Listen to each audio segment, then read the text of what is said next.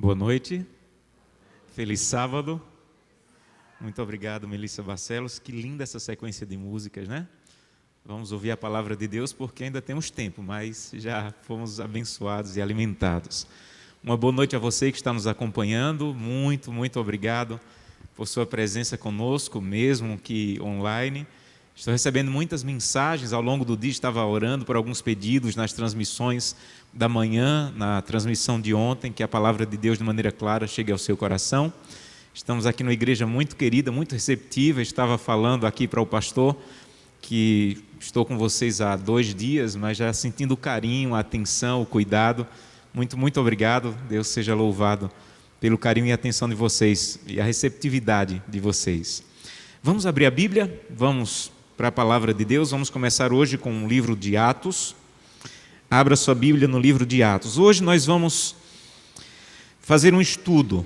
Não é simplesmente ou somente um sermão, mas nós vamos fazer um estudo porque tudo que nós vamos falar pelos próximos 8 sermões dependem muito da compreensão do que eu falei ontem e do que eu vou falar hoje. Então imagina que você está subindo uma escada e se você não tiver a possibilidade de pisar nesses 2 degraus na mensagem bíblica de ontem e de hoje, talvez você tenha alguma dificuldade de compreender o que eu realmente quero falar nos próximos 8 dias. Então hoje, se você não pôde assistir a mensagem de ontem à noite, puder acompanhar, seria a base de tudo que vamos falar nesses próximos dias. Antes de irmos para o texto bíblico, eu quero convidá-lo a fechar os olhos para mais uma vez falarmos com Deus. Vamos orar? Querido Pai, muito obrigado por tudo que já vivemos até agora, pela música, pelas músicas, pelo momento de oração, pelo momento de entrega. Queremos, Santo Deus, agora abrir o nosso coração para que a Tua palavra entre. E quando ela entrar em nossa vida, pedimos que o Santo Espírito fale de maneira clara e poderosa e que possamos entender claramente qual é o Teu plano e a maneira como o Senhor tem, não apenas para nos salvar, mas nos transformar para chegarmos no céu. Então, por favor, ajuda-nos, Santo Deus. O tema de hoje, para mim, é muito profundo, muito amplo, é muito maior do que a capacidade humana de expressar ou de apresentar. Então eu te peço humildemente a tua ajuda para quem vai falar e para quem vai ouvir, para que possamos ouvir a tua palavra. É o que te pedimos por Jesus. Amém. Nós falamos ontem sobre o plano de Deus de nos salvar e hoje nós vamos continuar com o mesmo tema. Para você entender esse tema, você tem que fazer uma pergunta bíblica muito importante. E a pergunta é: o que causa a minha salvação? O que é que causa a nossa salvação? Ou como eu sou salvo? Essa pergunta foi feita no livro de Atos e é uma das perguntas mais importantes da Bíblia, que é acompanhada por uma das respostas mais importantes da Bíblia. Atos capítulo 16, verso 30. Atos capítulo 16, verso 30. Paulo estava preso e o carcereiro, depois de um terremoto, foi até eles, Paulo e Silas, e quando ele pensou em tirar a própria vida, Paulo disse: não tire a própria vida, estamos todos aqui. E ele fez a pergunta que está no capítulo 16, verso 30. Depois tirou-os para fora e disse: senhores, que devo fazer para que seja salvo? Se você não encontrou a resposta para essa pergunta, se você não compreendeu essa pergunta, você precisa parar um pouco e buscá-la até encontrá-la com segurança. O que devo fazer? O que causa a minha salvação? Como eu sou salvo? Afinal, é isso que estamos fazendo na igreja, ao buscar uma igreja, ao buscar Deus, ao estudar a Bíblia. O grande objetivo, além de ter uma comunidade, o grande objetivo é a salvação. Então a pergunta é: como eu faço? O que causa a minha salvação? E Paulo respondeu, verso 31, crê no Senhor Jesus e serás salvo tu e a tua casa. Então, o que causa a minha salvação? Essa é a pergunta de hoje. O que causa a minha salvação? E a pergunta é clara, sem rodeios, é objetiva. Você precisa crer no Senhor Jesus e ponto final. O que causa a sua salvação não é entregar cestas básicas. O que causa a sua salvação não é guardar o sábado. O que causa a sua salvação não é devolver dízimos e ofertas. O que causa a sua salvação não é trabalhar para a igreja como pastor. O que causa a sua salvação é crer que Jesus Cristo é um Salvador suficientemente grande para te salvar. E ponto. E nós, às vezes, temos dificuldade de entender isso, e Paulo foi muito claro, já era claro naquele tempo, já era claro desde o livro de Gênesis, e precisa ser claro na nossa mente também. O que causa a nossa salvação é crer no Senhor Jesus, crer no Senhor Jesus, aceitar Jesus como meu Salvador. Ele é suficiente, Ele é grandioso para a minha salvação. Eu não preciso pagar, eu não preciso tentar, eu preciso aceitar Jesus como meu Salvador. Ele é grande o suficiente e único o suficiente para nos salvar. E qualquer coisa que você tente fazer, você vai minimizar o preço que foi pago. E nós não podemos fazer isso. Então Ele é grande o suficiente para nos salvar, e você precisa aceitar isso. A salvação, entenda bem, ela pertence a Deus, ela não pertence à igreja. A salvação não pertence a um pastor, e a salvação não pertence a você. A salvação pertence a Deus, e Ele decidiu que nos daria a salvação por meio do seu Filho. Não sou eu quem decido, porque a salvação não pertence a mim. Quem decide como a salvação vai chegar às nossas mãos é o dono da salvação, e Deus é o dono da salvação. E Ele decidiu que a salvação chegaria às nossas mãos através de aceitar Jesus como seu Salvador. Paulo, com uma linguagem mais teológica, ele chama isso de justificação pela fé. Então você é justificado, você é salvo por meio de acreditar que Jesus Cristo substituiu você na condenação que você merecia por causa dos pecados. Paulo traz um termo teológico. Agora, nós entramos em um problema quando nós dizemos assim, é crer no Senhor Jesus, e nos deparamos com textos bíblicos como Tiago 2,19, que diz assim: os demônios também creem. Então, se o que eu preciso fazer para crer, para ser salvo, é crer no Senhor Jesus, mas a Bíblia diz que os demônios creem e evidentemente eles não serão salvos, o que é que diferencia a minha crença da crença dos demônios? Então, se a causa da minha salvação é crer, por que a Bíblia diz em Tiago 2,19 que os demônios também creem, mas não serão salvos? Porque a salvação, ela tem que ter causa, mas também tem que ter efeito. Guarda isso na tua cabeça. A salvação, ela tem causa. A causa da salvação é crer no Senhor Jesus. Mas se você crer, a salvação vai ter efeito. E o efeito está descrito na Bíblia também. O efeito está descrito, por exemplo, em Mateus. Abra sua Bíblia em Mateus. Vários textos bíblicos falam sobre o efeito da salvação. E é isso que diferencia a crença para os que serão salvos e a crença de Tiago 2,19 para o inimigo. Mateus 7,18. É bem conhecido esse texto, quando Jesus disse: toda árvore que produz bom fruto, Mateus 7,18. Não pode a árvore boa produzir frutos maus, nem a árvore má produzir frutos bons. Toda árvore que não produz bom fruto é cortada e lançada no fogo. Substitui algumas palavras aqui para você entender o que Jesus está dizendo. Quando você ler a palavra árvore, fala ou substitua pela vida que foi justificada, a pessoa que crê em Jesus. Então ele está dizendo, toda pessoa que crê em Jesus, ela vai produzir bons frutos.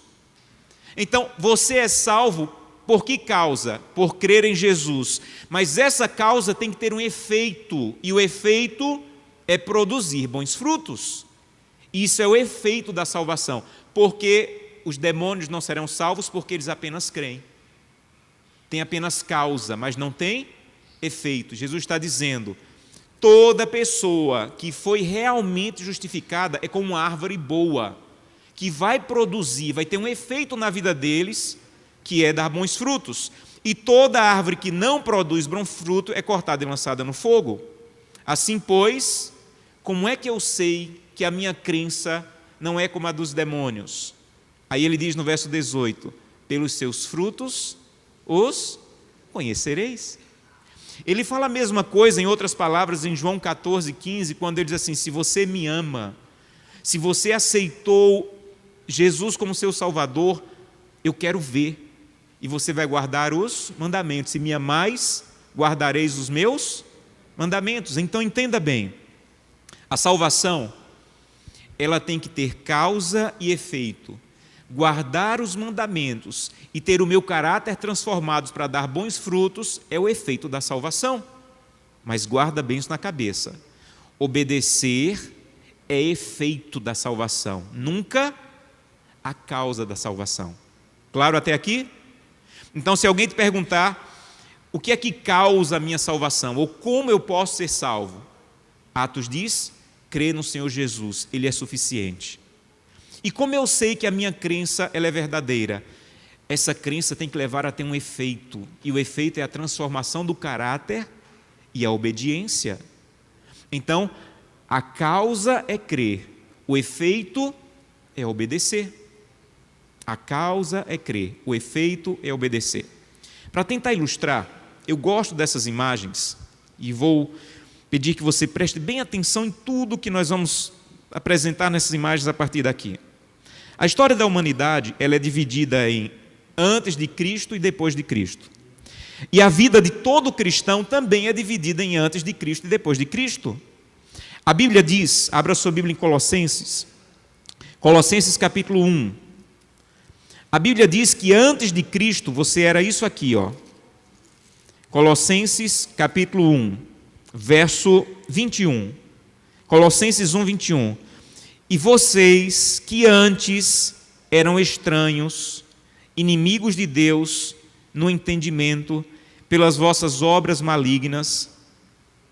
Então, sabe quem você era antes de Cristo? Estranho à salvação, inimigo de Deus e só tinha obras malignas. Sabe o que é que Paulo está descrevendo aqui? Alguém que está perdido antes de Cristo. Todos nós temos um antes de Cristo. Eu nasci num lar adventista, mas eu tenho o meu antes de Cristo.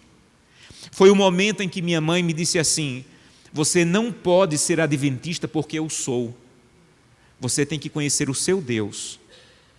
Você tem que experimentar o teu Deus. Eu tive uma fase, ali pelos 14 anos, que eu disse à minha mãe que ia sair da igreja.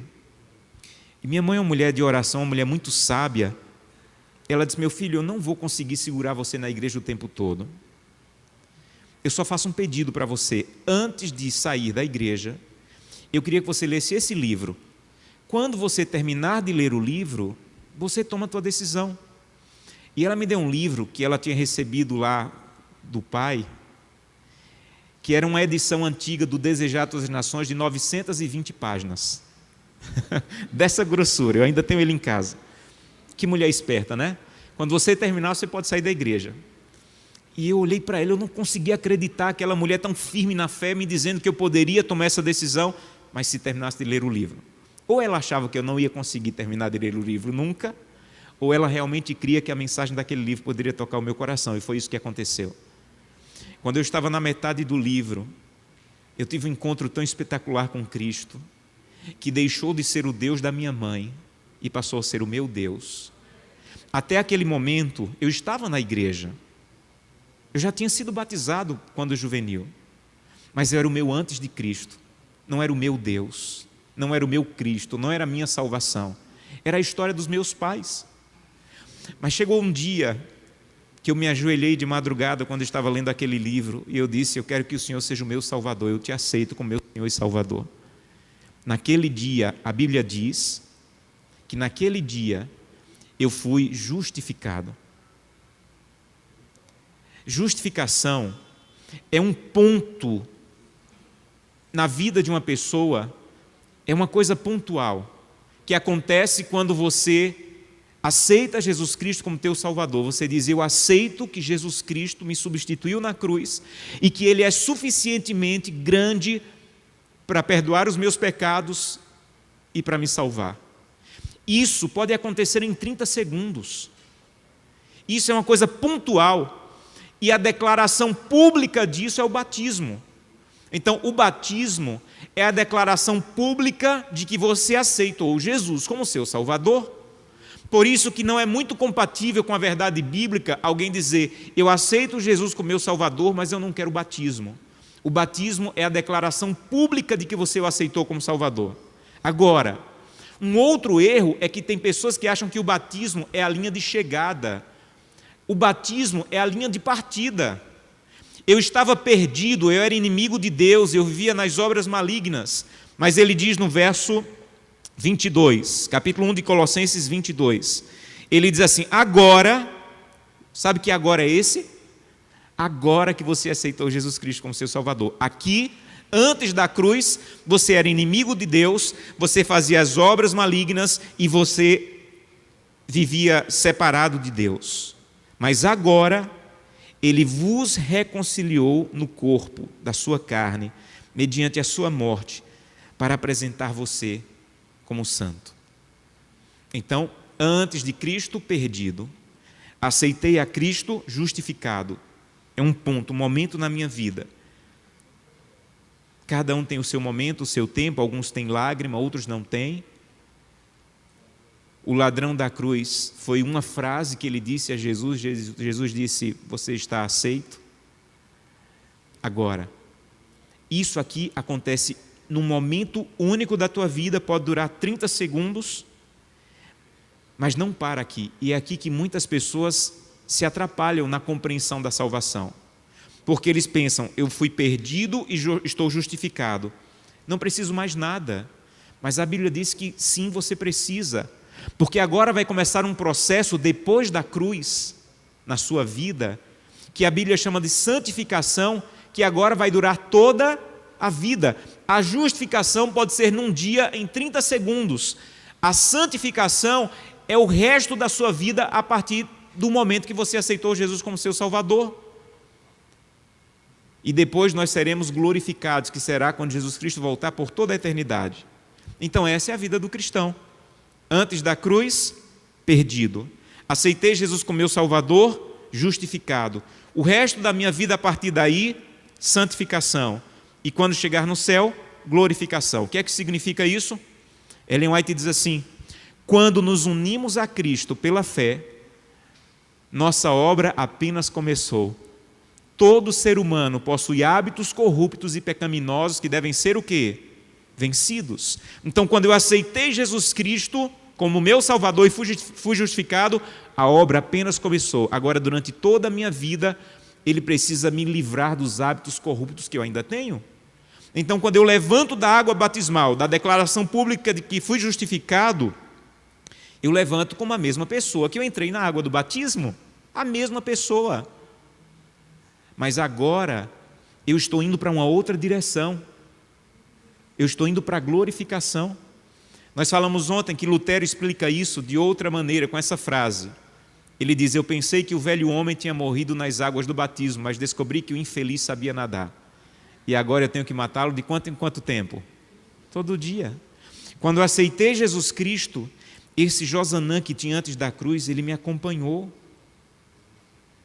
E agora, quando eu continuo a caminhar com Cristo, Deus tem que matar esse infeliz todos os dias. Então, quando você é justificado, Cristo é o autor da justificação. É por isso que você não paga a justificação. Você não guarda sábado para ser justificado. Você não devolve dízimo para ser justificado. Você não entrega cesta básica para ser justificado. Cristo é o autor da justificação. E Ele fez isso na cruz do Calvário. Ah, pastor, tudo bem. Eu não preciso pagar para ser justificado, mas para ser santificado, não. Cristo é o mantenedor da santificação. Não há santificação sem Cristo.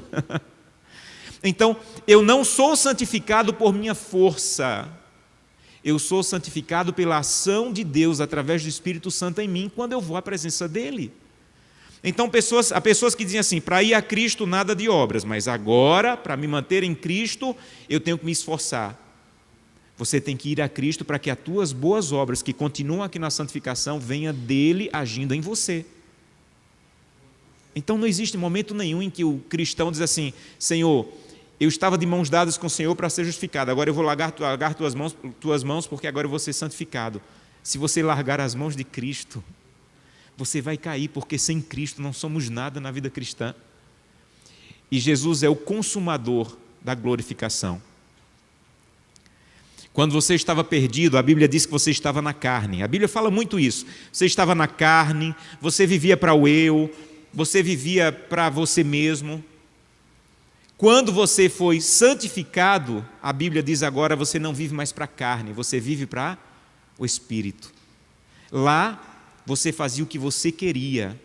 Agora, você tem um outro Senhor que deve dominar a tua vida, que é o Espírito Santo. Então não é mais o eu quem tem que dominar você, só que o eu ainda está em você.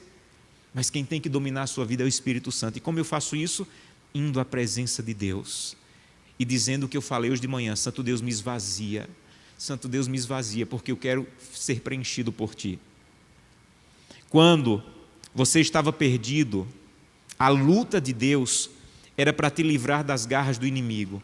Essa era a luta de Deus. Nós estamos na igreja, mas sabe o que está acontecendo lá fora? Deus está buscando as pessoas que você está orando por ela, para livrá-las da garra do inimigo. Estou encontrando algumas mães aqui que estão dizendo: pastor, ora por meu filho, ora por meu filho. E uma das mães diz: pastor, ela está nas garras do inimigo. Sabe o que está acontecendo lá fora? O Espírito Santo está visitando o teu filho mais uma vez, a tua filha mais uma vez. Se alguém quer salvar os teus filhos, infinitamente mais do que você é Deus. Então a luta para quem não chegou a Cristo ainda é para livrá-lo de Satanás. Quando você for justificado, a luta não é para livrar mais do inimigo, você já não é do inimigo. A luta é para livrar você de você mesmo.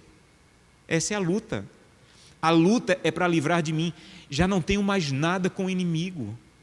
Eu não pertenço mais a ele, eu fui liberto. E, infelizmente, há muitos cristãos que vivem numa dependência terrível do poder do inimigo. Já não há poder do inimigo, eu fui liberto pela cruz do Calvário. Mas eu ainda tenho um eu, e é esse eu que Jesus Cristo quer me libertar.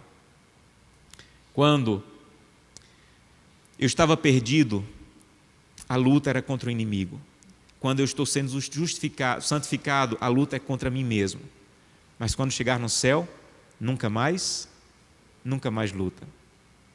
Quando você foi justificado, a Bíblia diz, nós lemos ontem, já não há, como é que a Bíblia diz? Romanos 8:1, eu estava perdido, condenado. Quando eu fui a Cristo, Paulo diz, já não há condenação para quem está em Cristo, aleluia. Já não há condenação.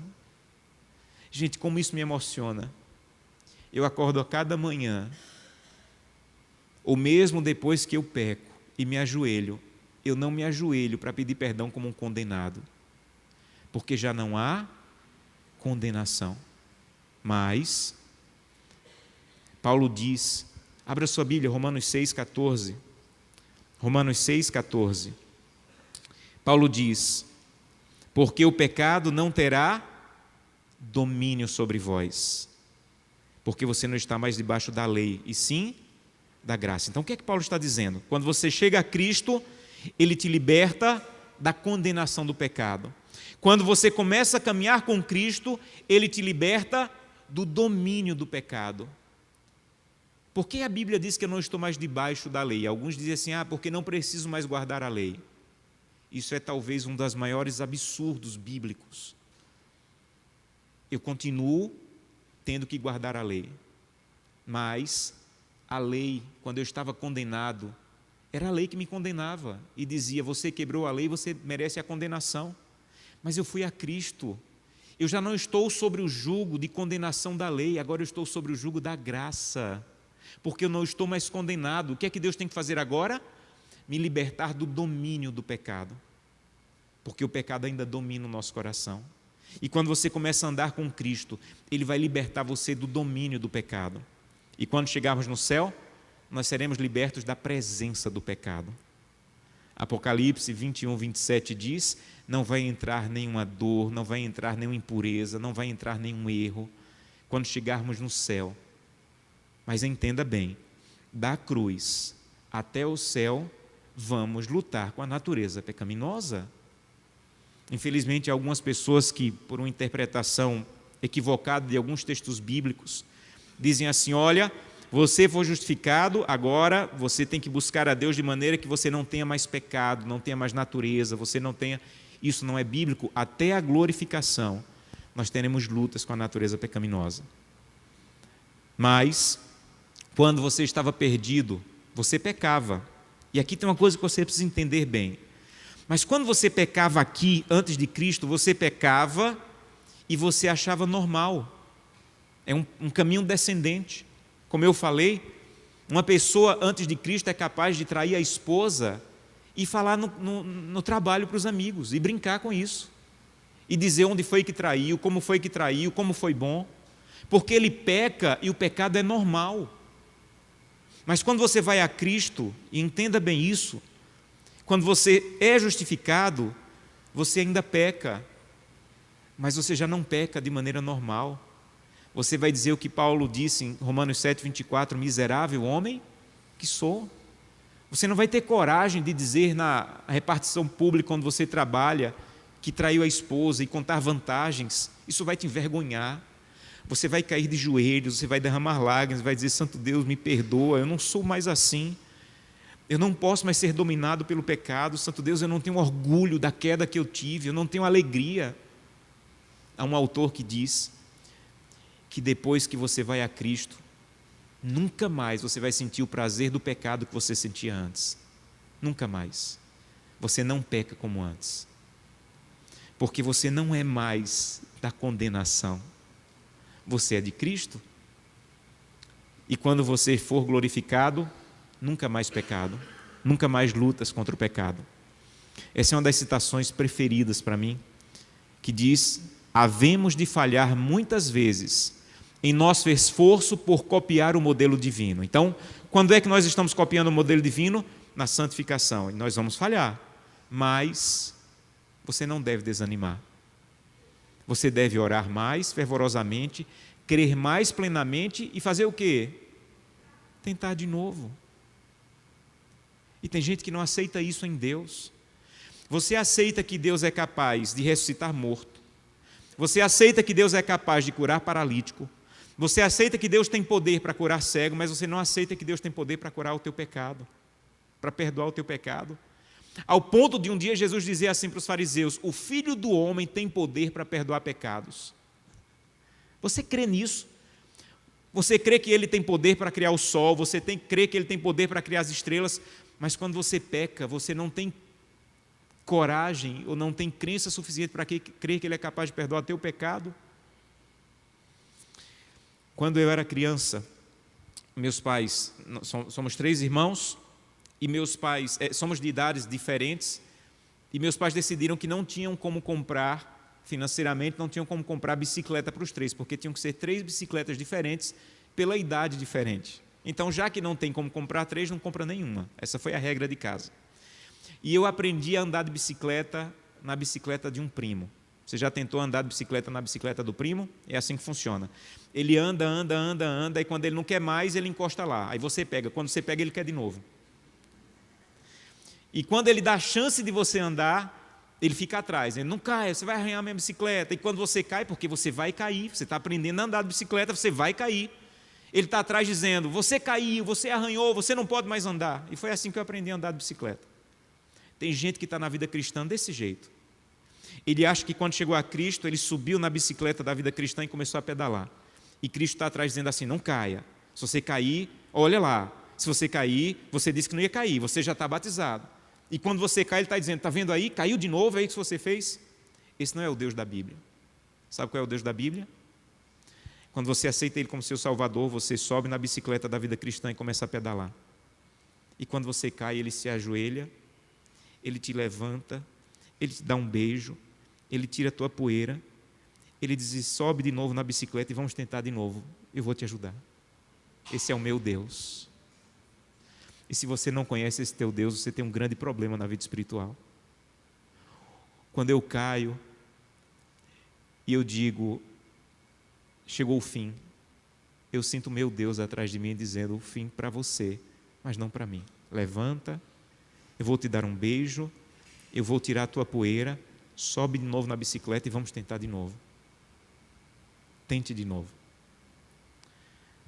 Sabe o que é lindo nesse processo? É que quando você foi justificado, você fez uma aceitação passiva. Você só aceitou. O que é que eu faço? Nada. Qual é a única contribuição que eu dou para a justificação? Ser pecador. Se você não é pecador, você não precisa ser justificado. A única contribuição que você dá para ser justificado é assumir que é pecador. É passivo. Já na santificação, não é passivo. E é isso que algumas pessoas se confundem quando estão lendo a Bíblia. Porque Paulo diz lá em 1 Coríntios 9, 27, esmurro o meu corpo. E tem gente que acha que ele está falando esmurro o meu corpo para ser aceito por Cristo. Você não precisa esmurrar o corpo para ser aceito por Cristo. Depois que você foi aceito por Cristo, você esmurra o seu corpo. Quando ele fala esmurrar seu corpo, é dizer assim: eu vou parar de fazer a minha vontade. Eu quero comer isso, mas sei que isso Deus não quer. Eu quero acessar isso, mas sei que isso desagrada a Deus. Eu vou esmurrar a minha vontade para fazer a vontade de Deus. Não é para ser salvo, é para viver como salvo. Então, quando ele diz assim: olha, vista a armadura da fé, combata o bom combate cristão, ele não está falando para ser aceito, ele está falando para permanecer ao lado de Cristo, porque para a santificação você tem que ser ativo, você tem que orar, você tem que ler a Bíblia, você tem que buscar a Deus, você tem que ir à presença do Espírito Santo, para que Ele possa agir em você. No processo da justificação, a função dela é lhe tornar justo. Estava perdido, cheguei a Cristo e Ele me torna justo. Já na santificação, a função da santificação é me manter justo. Quando você vai a Cristo, na justificação, é como se você estivesse ouvindo Jesus dizer: você estava perdido, mas eu não quero ser perdido, Senhor, eu quero ir a Ti. E você vai ouvir Ele dizendo: eu também não te condeno. Aí quando você é justificado, você começa a andar com Ele, você vai ouvir Ele dizendo: agora vá e não peque mais. Quando você está nesse processo da justificação, você vai entender que justificação é o que Cristo fez por nós, na cruz do Calvário, sem minha participação. Já na santificação é o que Cristo faz em nós, quando vamos à presença dEle. Ellen White diz: tanto o nosso título para o céu, que você adquire quando é justificado, já não está condenado, como a sua adaptação para o céu, se encontram em Cristo. Então, quando você é justificado, você recebe o título para ser salvo. Quando você é santificado, você é adaptado para a salvação, você é transformado para a salvação. Na justificação, Paulo diz, você pode dizer assim: já estou salvo. Ele diz: nós que já estamos salvos, que já fomos salvos. Por que ele está dizendo isso? Porque eu não estou mais perdido. Mas quando ele fala em Romanos 5, ele diz assim: nós que seremos salvos. Espera aí, Paulo, eu já estou salvo ou eu serei salvo? Se você for justificado, você pode ter a garantia de que Jesus Cristo te salvou. Mas quando ele fala seremos salvos, ele está olhando para o céu e está dizendo: eu vou chegar lá, ainda não cheguei, mas eu vou chegar. Seremos salvos pelo agir de Deus em nós. E na glorificação, completamente, eternamente salvos. Então, para finalizar,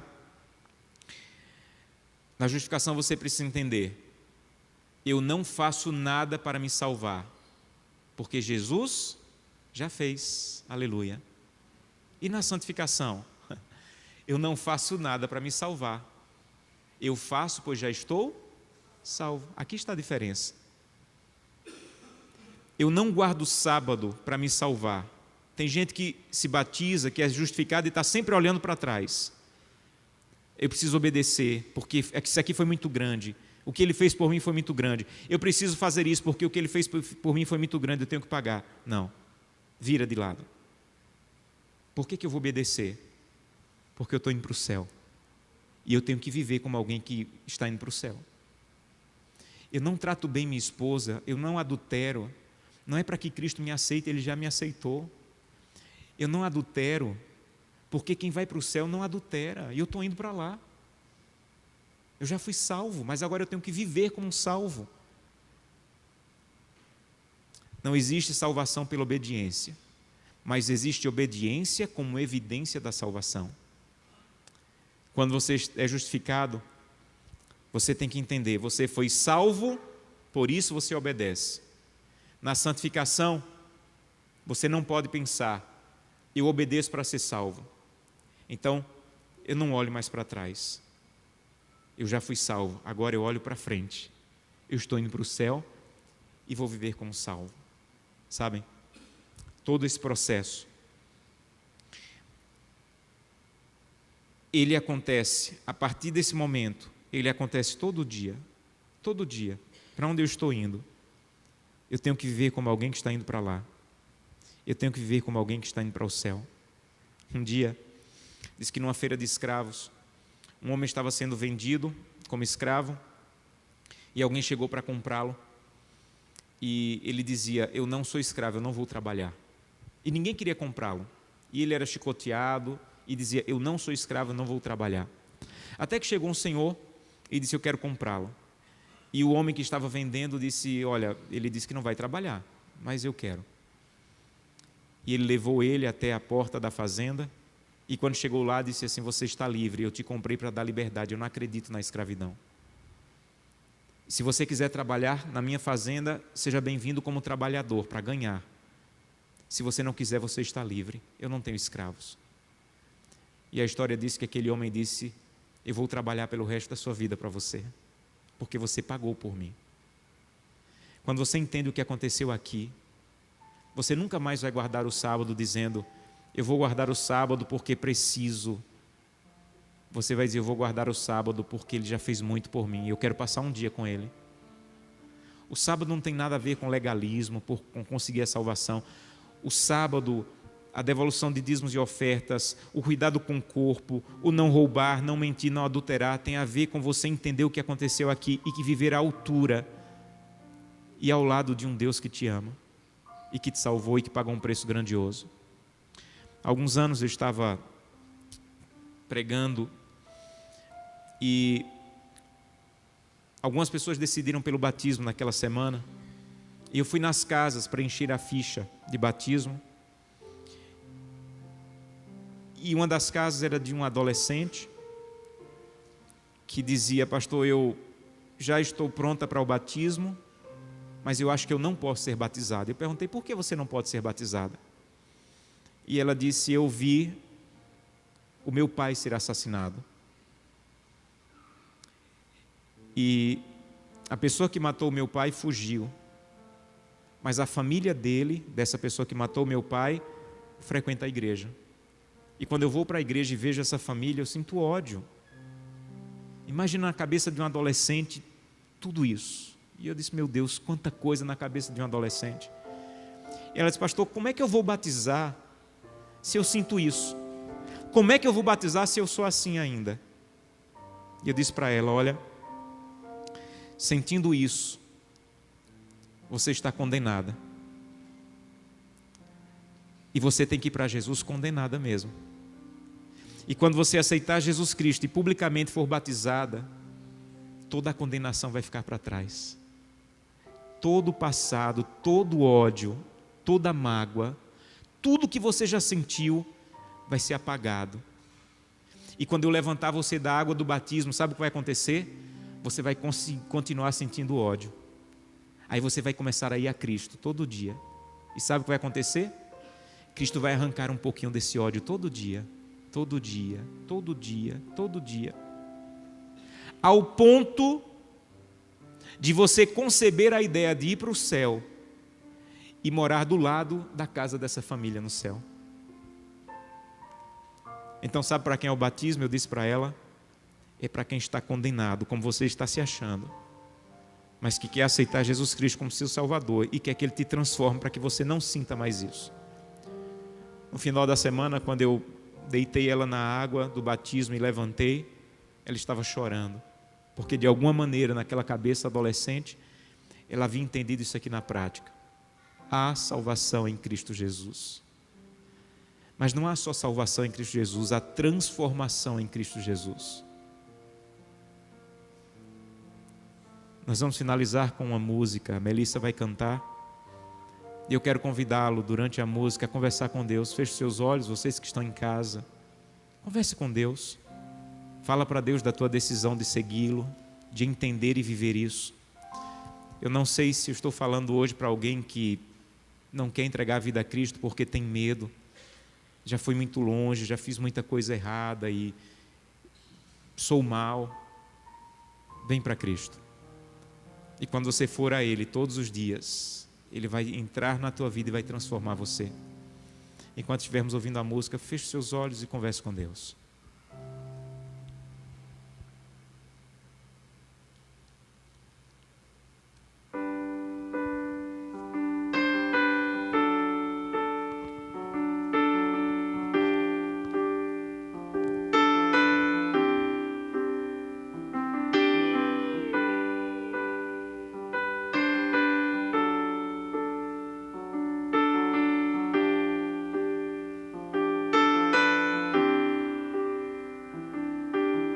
Neste altar de adoração,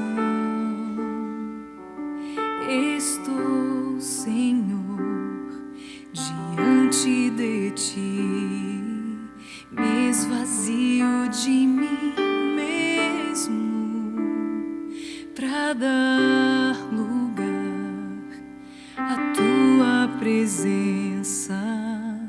Já posso até sentir a essência que vem de Ti. Vem, transborda este lugar com a chuva de poder. Eu quero mergulhar em Teus rios de amor.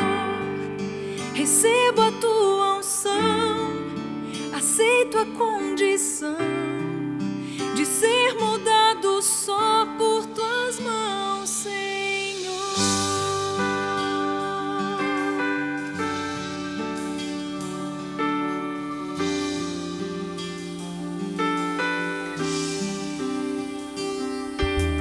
Toma toda a imperfeição, transforma num vaso perfeito, faz em mim uma revolução, trocando o velho por novo, que eu possa me tornar o mais sincero adorador. Vem, transborda este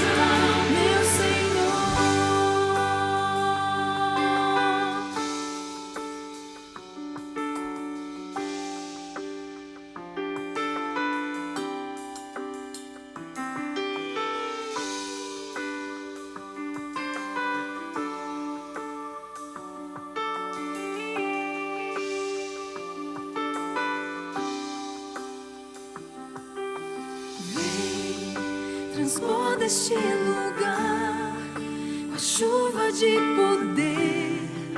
Eu quero mergulhar em teus rios de amor.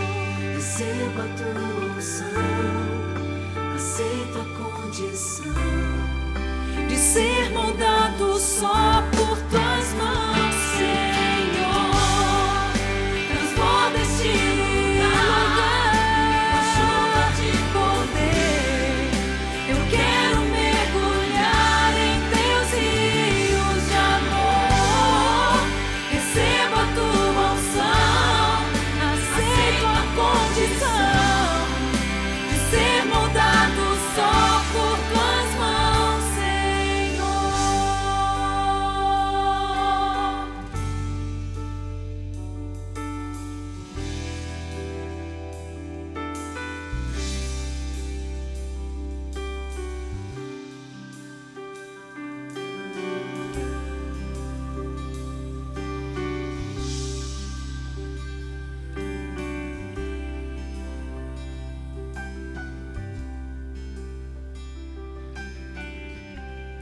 Amém, Deus seja louvado.